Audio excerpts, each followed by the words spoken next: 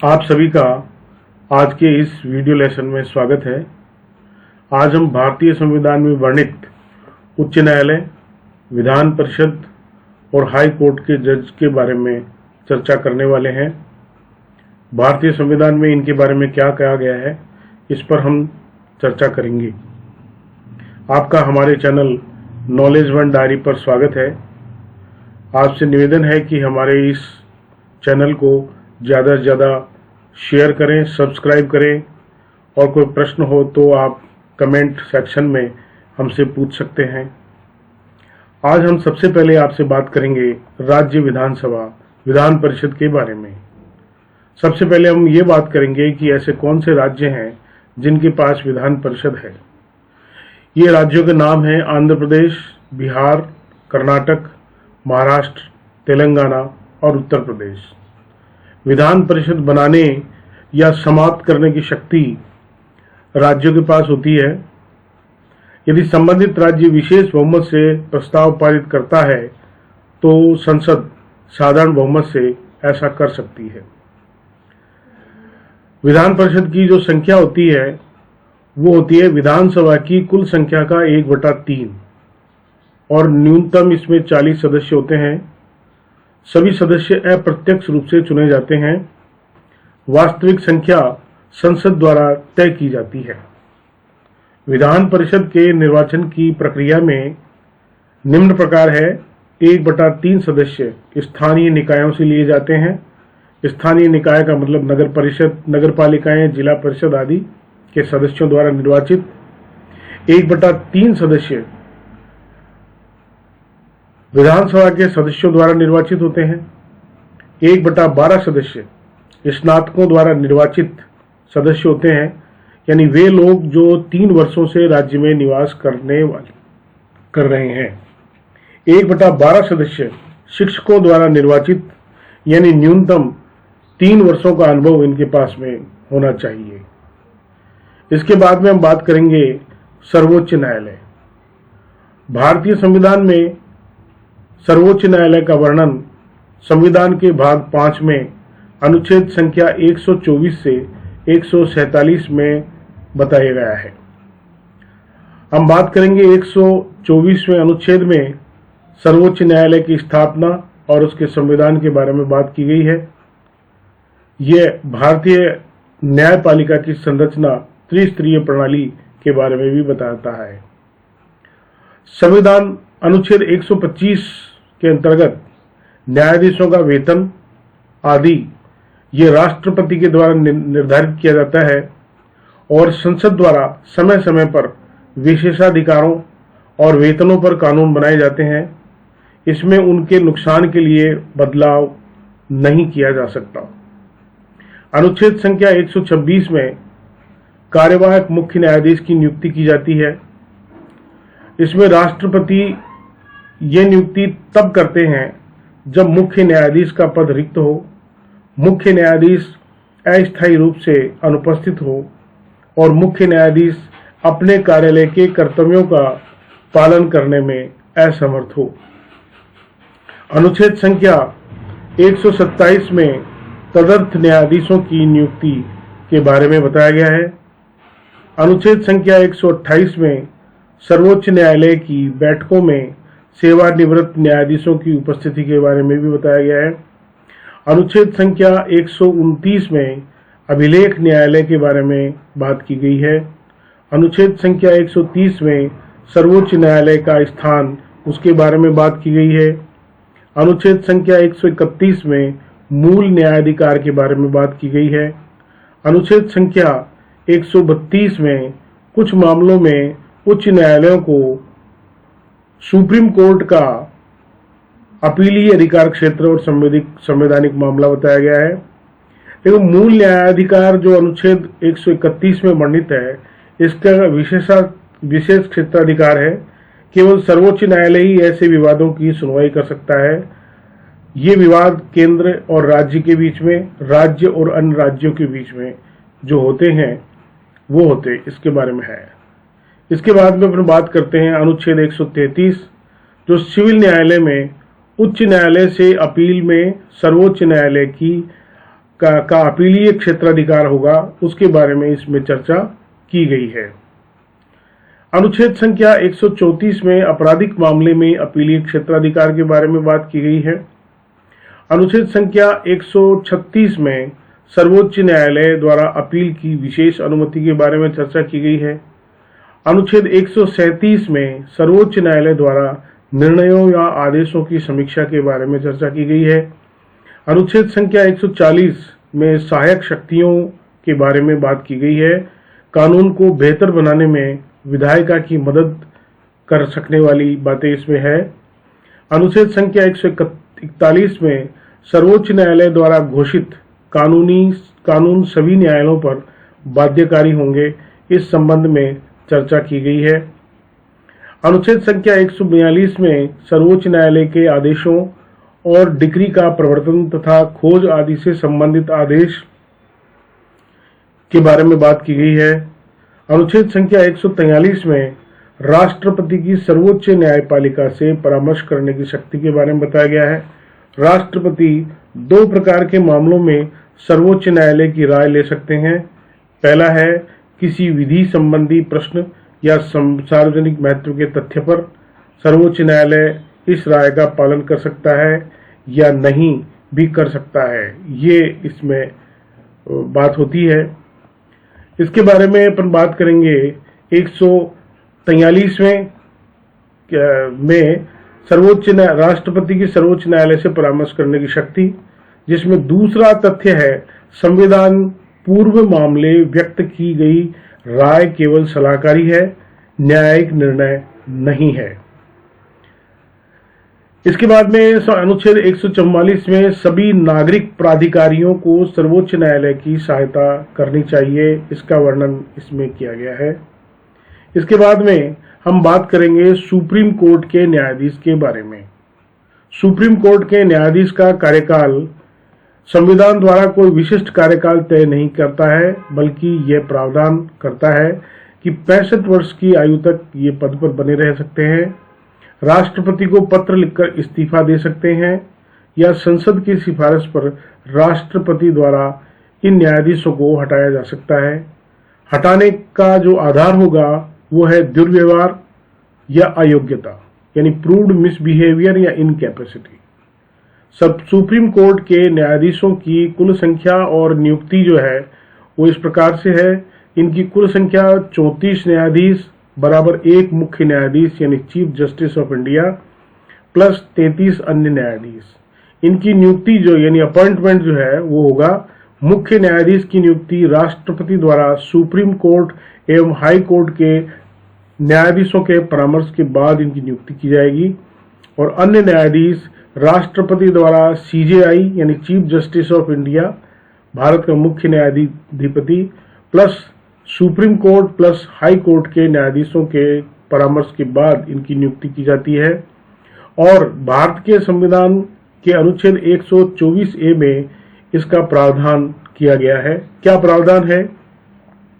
NJAC अधिनियम द्वारा 99वां संविधान संशोधन कोलेजियम प्रणाली को 6 सदस्यीय यानी NJAC सरकारी प्रतिनिधि जिसमें शामिल हैं से बदलने का प्रस्ताव इसमें किया गया है।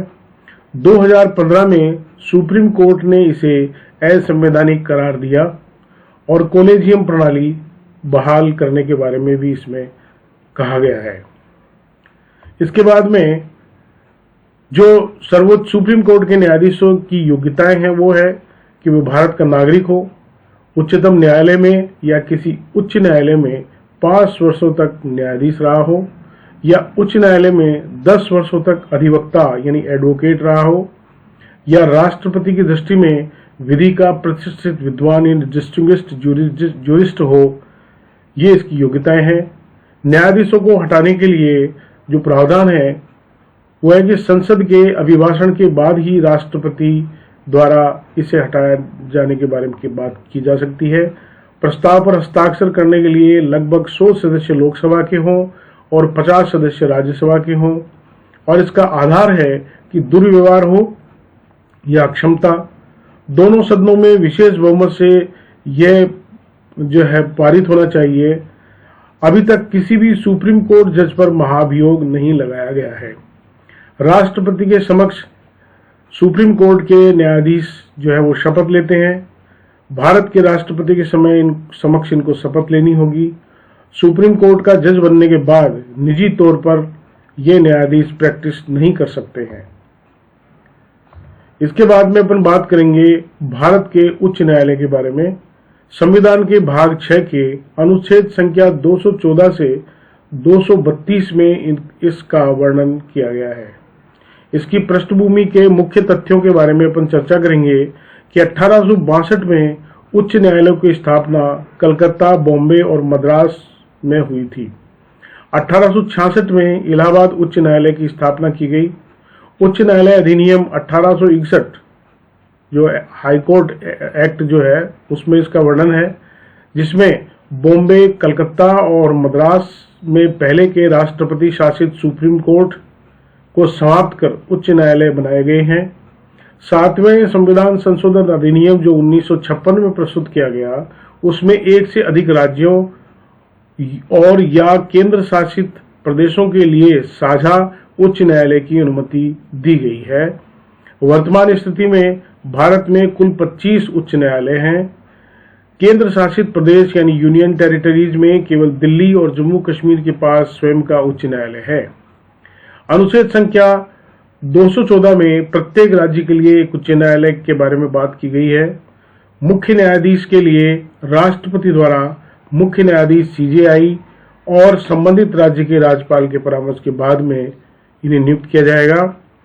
अनुच्छेद संख्या 215 में उच्च न्यायालय की स्थिति के बारे में बात की गई है। अनुच्छेद संख्या 216 में उच्च न्यायालय की संरचना, जिसमें अन्य न्यायाधीशों के लिए राष्ट्रपति द्वारा CJI, राज्य के राज्यपाल और उच्च न्यायालय के मुख्य न्यायाधीशों के परामर्श के बाद में नियुक्ति की जाएगी।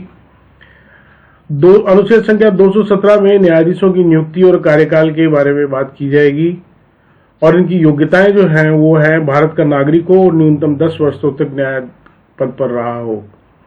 अनुच्छेद संख्या 219 में न्यायाधीशों द्वारा शपथ की बात की गई है। अनुच्छेद संख्या 220 में अन्य व्यवसाय पर प्रतिबंध लगाने की बात उच्च न्यायालय के न्यायाधीशों पर की गई है। इसके बाद में अनुच्छेद संख्या 216 में उच्च न्यायालय की संरचना के बारे में बात की गई है। अनुच्छेद संख्या 217 में न्यायाधीशों की नियुक्ति और कार्यकाल के बारे में बात की गई है। अनुच्छेद संख्या 219 में शपथ, न्यायाधीशों द्वारा शपथ। अनुच्छेद संख्या 220 में अन्य व्यवसाय पर प्रतिबंध। 221 में वेतन और भत्तों के बारे में बात की गई है। 222 में न्यायाधीशों का स्थानांतरण के बारे में। 225 में उच्च न्यायालय की न्यायिक शक्ति के बारे में। 226 में रिट जारी करने की शक्ति के बारे में। 227 में अधीक्षण शक्ति के बारे में। 230 में सामान्य उच्च न्यायालय के बारे में और 231 में एक से अधिक राज्यों के बारे में, राज्यों के लिए उच्च न्यायालय के बारे में चर्चा की गई है। इन न्यायाधीशों की योग्यता के बारे में अपन पहले कर चुके हैं कि भारत का नागरिक हो, 10 वर्षों तक न्यायिक पद पर रहा हो, उच्च न्यायालय में 10 वर्षों तक अधिवक्ता रहा हो या कोई न्यूनतम इनकी आयु निर्धारित नहीं है। सुप्रीम कोर्ट के विपरीत यहाँ प्रतिष्ठित विधिवेत्ता की नियुक्ति का प्रावधान नहीं है। न्यायालय के न्यायाधीशों के वेतन एवं पेंशन संबंधी प्रस्ताव जो है उसमें कहा गया है कि उच्च न्यायालय के न्यायाधीशों के वेतन राज्य की संचित निधि से दिया जाता है।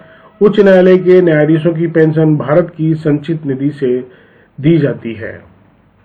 इसके बारे में हम इनके कार्यकाल के बारे में बात करेंगे कि इनका कोई निश्चित कार्यकाल नहीं है। पद छोड़ने के इनके 4 आधार हो सकते हैं, यानी आयु अगर 62 वर्ष तक है, जिसे सुप्रीम कोर्ट में 65 वर्ष है, राष्ट्रपति को त्यागपत्र भेजकर छोड़ सकते हैं। संसद की अनुशंसा पर राष्ट्रपति द्वारा इन्हें हटाया जा सकता है।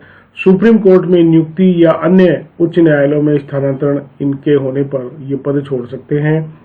हटाने की प्रक्रिया में सुप्रीम कोर्ट के न्यायाधीशों के समान ही इनकी हटाने की प्रक्रिया होती है और आधार इनका दुर्व्यवहार हो या अयोग्यता हो। संसद के दोनों सदनों में विशेष बहुमत से प्रस्ताव पास होने पर इन्हें हटाया जा सकता है। अब तक किसी भी उच्च न्यायालय के न्यायाधीश पर महाभियोग नहीं चला है। उच्च न्यायालय के समान अधिकार क्षेत्र के बारे में अपन बात करेंगे कि बॉम्बे हाई कोर्ट, महाराष्ट्र, गोवा, दादरा और नगर हवेली, दमन और दीव क्षेत्र शामिल हैं। गुवाहाटी हाई कोर्ट में असम, नागालैंड, मिजोरम और अरुणाचल प्रदेश शामिल हैं। पंजाब एवं हरियाणा हाई कोर्ट में पंजाब, हरियाणा और चंडीगढ़ है। कलकत्ता हाई कोर्ट में पश्चिम बंगाल, अंडमान और निकोबार द्वीप समूह है। मद्रास हाई कोर्ट में तमिलनाडु और पुडुचेरी है, जिसको पांडिचेरी भी कहा जाता है। केरल हाई कोर्ट में केरल और लक्षद्वीप शामिल हैं। इसके द्वारा संविधान संशोधन प्रक्रिया, जो कि भाग 20 के अनुच्छेद संख्या 368 में इसका वर्णन है कि अनुच्छेद 368 में भारत के संविधान में संशोधन करने की प्रक्रिया प्रदान करता है। इसे निम्नलिखित द्वारा संशोधित किया गया है। 24वां संविधान संशोधन जो अधिनियम है वो 1971 में राष्ट्रपति की स्वीकृति अनिवार्य की गई है और 42वां संशोधन जो 1976 में था, संविधान संशोधन की प्रक्रिया को और स्पष्ट किया गया है। संविधान संशोधन की प्रक्रिया, जैसा कि अपन ने बात की है कि इसका अनुच्छेद 368 में है, तो इसमें यह है कि इसे संशोधन प्रक्रिया को कौन प्रस्तुत कर सकता है? जिस कोई भी मंत्री या निजी सदस्य संसद के किसी भी सदन में इसे प्रस्तुत किया जा सकता है। इसमें प्रस्तुत करने से पूर्व राष्ट्रपति की पूर्व अनुमति आवश्यक नहीं है। यदि दोनों सदनों में असहमति हो तो संयुक्त बैठक नहीं होती है। संघीय प्रावधानों यानी सेंटर स्टेट संबंधों को संशोधित करने के लिए विशेष बहुमतों या राज्य की आधी विधायिकाओं की अनुमति यानी रेक्टिफिकेशन आवश्यक है, अनुमोदन आवश्यक है, रेटिफिकेशन। राज्य विधानमंडल संशोधन विधेयक प्रस्तुत नहीं कर सकते हैं। राष्ट्रपति को अनिवार्य रूप से सहमति देनी होगी। ये 24वें संविधान संशोधन के बाद में इसे अनिवार्य कर दिया गया था। इसके बाद में अपन बात करते हैं संशोधन में प्रयुक्त बहुमतों के प्रकार। पहला है साधारण बहुमत, प्रत्येक सदन में उपस्थित और मतदान करने वाले सदस्यों का बहुमत। उपयोग में साधारण विधेयक और कुछ संवैधानिक प्रावधान जो अनुच्छेद 368 के तहत नहीं है।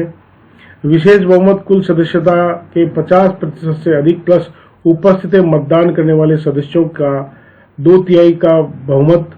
इसका उपयोग अधिकांश संवैधानिक संशोधनों के लिए किया जाता है। विशेष बहुमत या राज्यों की सहमति के लिए हम इसमें बात करेंगे कि विशेष बहुमत प्लस राज्यों की आधी विधानसभाओं द्वारा साधारण बहुमत से अनुमोदन किया जा सकता है और उपयोग जो है उसका केंद्र राज्य संबंधों से संबंधित प्रावधानों में संशोधन करने से के बारे में इसमें बताया गया है। महत्वपूर्ण संविधान संशोधन अधिनियम निम्न प्रकार से है। पहला संविधान संशोधन अधिनियम 1951 में प्रस्तुत किया गया। प्रथम प्रधानमंत्री जवाहरलाल नेहरू ने भूमि सुधार और इसमें शामिल अन्य कानूनों को न्यायिक समीक्षा से बचाने के लिए 9वीं अनुसूची जोड़ी। इसके बाद अनुच्छेद 31, 31A और 31B जोड़े गए। 7वां संविधान संशोधन अधिनियम 1952 में प्रस्तुत किया गया। 2 या अधिक राज्यों के लिए एक समान उच्च न्यायालय का प्रावधान पेश किया गया। वर्ग A, B, C और D राज्यों को समाप्त कर उन्हें 14 राज्यों और 6 केंद्र शासित प्रदेशों में पुनर्गठित किया गया। 12वां संविधान संशोधन अधिनियम 1962, जिसमें गोवा, दमन और दीव को भारतीय संघ में केंद्र शासित प्रदेश के रूप में शामिल करना बताया गया है। 13वां संविधान संशोधन अधिनियम 1962 में नागालैंड राज्य के प्रशासन के लिए विशेष प्रावधान करने हेतु 371A को सम्मिलित किया गया। 14वां संविधान संशोधन अधिनियम 1962 में पुडुचेरी को भारतीय संघ में शामिल किया गया। 24वां संविधान संशोधन अधिनियम 1971 जो है उसमें हम बात करते हैं कि मौलिक अधिकारों सहित संविधान के किसी भी भाग को संशोधित करने की संसद की शक्ति की पुष्टि की गई है। राष्ट्रपति के लिए संविधान संशोधन विधेयक पर अपनी सहमति देना स्वीकार अनिवार्य कर दिया गया है। 26वां संविधान संशोधन अधिनियम 1971 में, जिसके अंतर्गत रियासतों की मान्यता वापस ले ली गई और उनके प्रिवी पर्स को समाप्त कर दिया गया। 35वां संविधान संशोधन अधिनियम 1974, जिसमें सिक्किम को संरक्षित राज्य का दर्जा समाप्त कर दिया गया और उसे भारतीय संघ के सहयोगी राज्य का दर्जा प्रदान किया गया। इसके बाद में इसमें 10वीं अनुसूची भी जोड़ी गई है 1974 के अधिनियम के अंतर्गत। 36वां संविधान संशोधन अधिनियम 1975 में किया गया, जिसमें सिक्किम को पूर्ण राज्य बनाया गया तथा 10वीं अनुसूची को हटा दिया गया। 42वां संविधान संशोधन अधिनियम 1976 में ये लघु संविधान के रूप में प्रस्तुत किया गया था कि प्रस्तावना में 3 नए शब्द जोड़े गए, समाजवादी, धर्मनिरपेक्ष और अखंडता जोड़े गए। नागरिकों के लिए मौलिक कर्तव्यों को जोड़ा गया, ये नया भाग 4A में जोड़ा गया है। 4 नए नीति निर्देशक सिद्धांत जोड़े गए, अर्थात अनुच्छेद 39, अनुच्छेद 39A, अनुच्छेद 43A, अनुच्छेद 48A जोड़े गए। 44वां संविधान संशोधन अधिनियम 1978 में आंतरिक अशांति शब्द के स्थान पर सशस्त्र विद्रोह शब्द का प्रयोग किया गया। संपत्ति के मौलिक अधिकार को मौलिक अधिकारों की सूची से हटा दिया गया, ये अनुच्छेद 31 में वर्णित किया गया था और इसे केवल कानूनी जो है कानूनी बात इसमें की गई है, ठीक है, कानूनी अधिकार बना दिया गया है। यानी अनुच्छेद 300A के अंतर्गत राष्ट्रपति केवल मंत्रिमंडल की लिखित सिफारिश पर ही आपातकाल की घोषणा कर सकते हैं। अनुच्छेद 38 की धारा 2 जोड़ी गई, जिसमें राज्य असमानताओं को न्यूनतम करेगा, इसके बारे में इसमें बताया गया है। इसके बाद में 52वां संविधान संशोधन अधिनियम 1985 में दल बदल के आधार पर संसद और राज्य विधानसभाओं के सदस्यों की योग्यता और एक नई 10वीं अनुसूची जोड़ी गई। 56वां संविधान संशोधन अधिनियम 1987, जिसमें गोवा को पूर्ण राज्य बनाया गया। 61वां संविधान संशोधन अधिनियम 1989, जिसमें लोकसभा और राज्यसभा विधानसभा चुनावों के लिए मतदान की आयु 21 वर्ष से घटाकर 18 वर्ष कर दी गई। 69वां संविधान संशोधन अधिनियम 1991, दिल्ली संघ राज्य क्षेत्र को राष्ट्रीय राजधानी क्षेत्र दिल्ली नाम देकर विशेष दर्जा प्रदान किया गया।